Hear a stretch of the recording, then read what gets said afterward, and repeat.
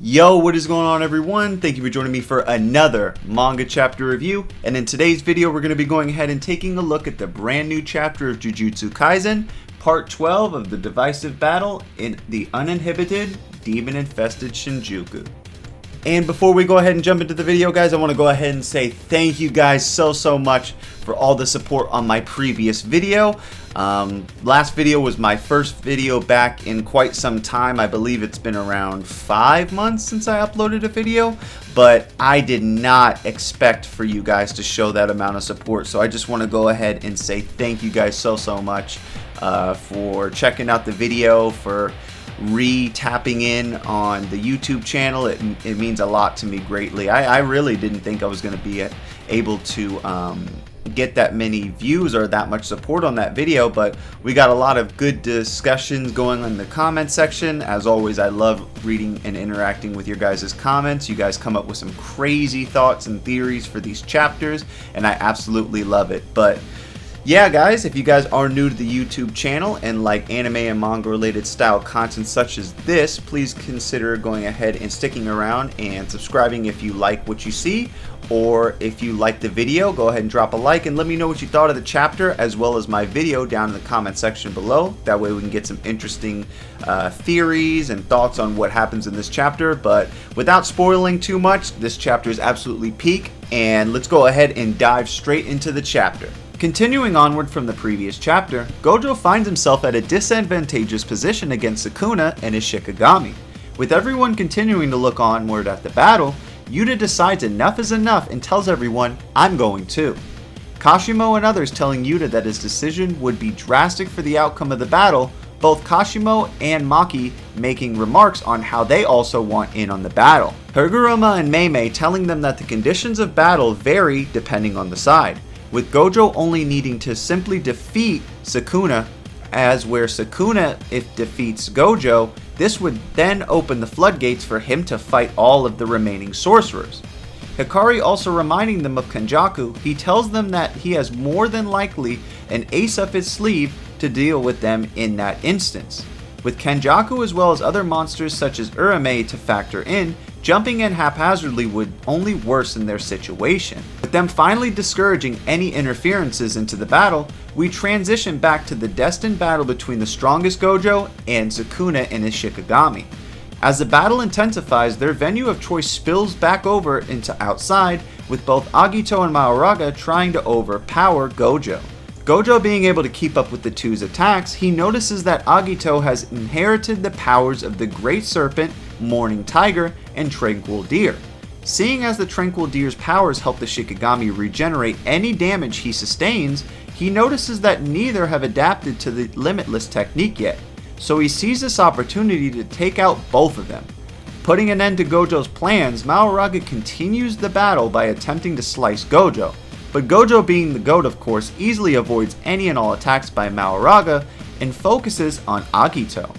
With Gojo telling him, "You're nothing but a one-trick pony," Sukuna formulates a plan from the sidelines to finish Gojo off before he can utilize his purple technique, because in doing so, if Gojo were to use it from this range, the damage sustained by Sukuna would surely be fatal. Sukuna also noticing Maoraga's hesitancy to display his full power, he demands he do so, as he is no longer obeying Megumi, but now him. Sukuna muttering, "Show me what you can do," Maoraga's attitude changes as within an instant, Gojo's right arm is sliced clean off. Surprising even him, the others look on in absolute shock at the strength Maoraga just displayed. Leaving Gojo no time to analyze what just happened to him, the two Shikigami rush back into the fight, with Sukuna now seeing his time to rejoin them as he joins back into the fight, sending Gojo flying with an attack of his own. Agito now delivering a blow to the back of Gojo's head. Gojo seems unfazed by this attack and turns around and tells him, "You just don't fit in with this crowd." Turning the tables on them, he buries Agito with an attack of his own and unleashes his blue technique. Gojo now successfully getting rid of Agito, we enter into the final panel of the chapter where a declaration is made, with the final panel showing Gojo and what seems to be him regenerating his right arm we are left on a hellish cliffhanger as it is stated that once again Gojo's purple technique will make its mark on the battlefield of Shinjuku. What will happen next in this back and forth battle? Will Gojo's purple technique reach Sukuna and exercise the legendary curse? Or will Sukuna's devious tactics prove to thwart the young sorcerer entitled the Strongest? And alright guys, that is going to go ahead and wrap up the chapter synopsis for chapter 234. Now we're going to go ahead and move on over into my thoughts and review of the chapter as a whole. And man, guys, was this chapter absolutely peak.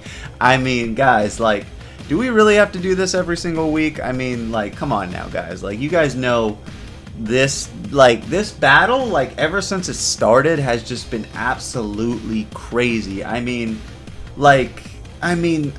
also, guys, let me know in the comment section, did this chapter feel longer than usual? I felt like this chapter was actually a very good length compared to previous chapters. I think the last chapter was a good length as well, but I feel like some chapters, Gigi Akutami has definitely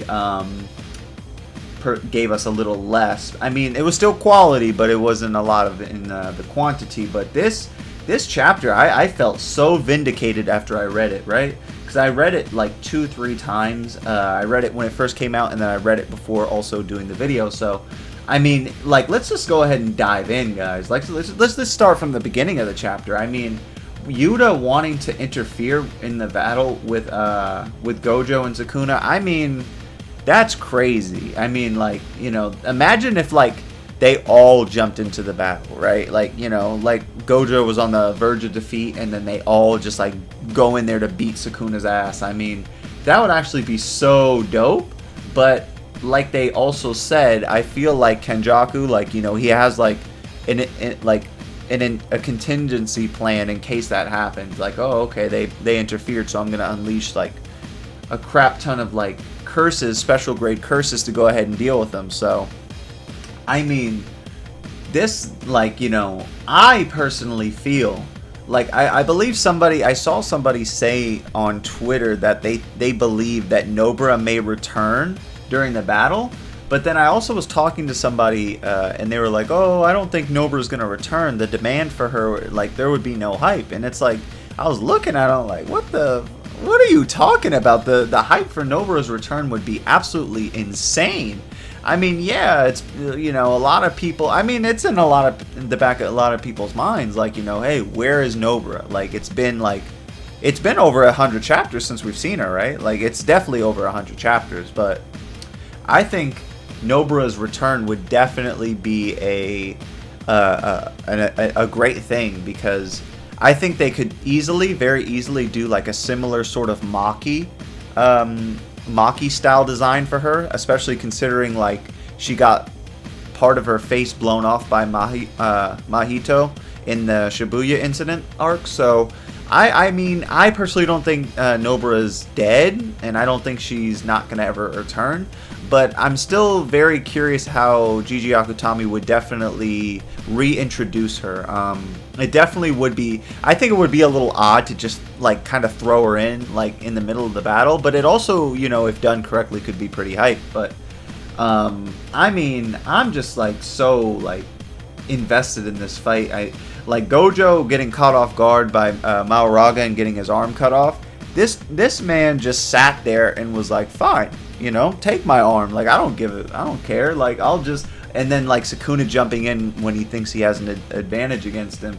Like, Gojo literally just smokes. He smokes Agito, and like, like, you know, in the final panel, we see him like what it seems to be like he's regenerating. He's doing the reverse technique to regenerate his right arm. So it's just like, bro, this man Gojo, he can't be stopped, right? How many times have we done this before, where we see at the end of the chapter or in the chapter like Gojo sustains like a fatal injury, and then he's just like, nah, I'm just the GOAT. Like, we're not gonna even do that. So I mean, I don't know, guys. What do you guys think? Who do you have winning? I know one of you, someone commented last video, and they said that they think that Sukuna is gonna end up winning in this fight. I mean, I can see arguments for both. I could see like a scenario, right? Follow me here. I could see a scenario where Gojo wins against Sukuna, and then instantly, like, Kenjaku comes from behind and, like, you know, RIPs Gojo.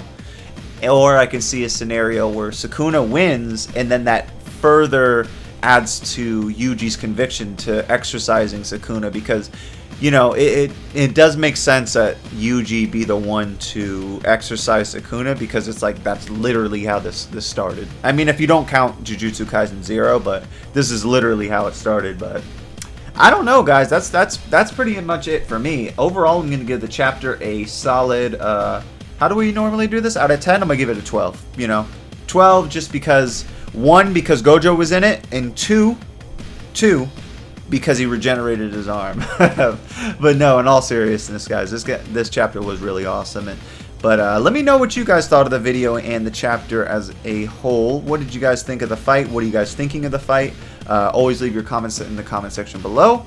But yeah, guys, that's going to do it for me. If you guys did like today's video and like anime and manga related content, consider sticking around and subscribing. And if you did like today's video, go ahead and drop a like for me. It greatly helps out the channel as well as video. And lastly, go ahead and leave a comment. Let me know what you thought of the video and what do you guys think of the chapter and what do you think is going to happen. But until next time, guys, I'm going to go ahead and sign off, and I hope you guys have a great rest of your day. See ya.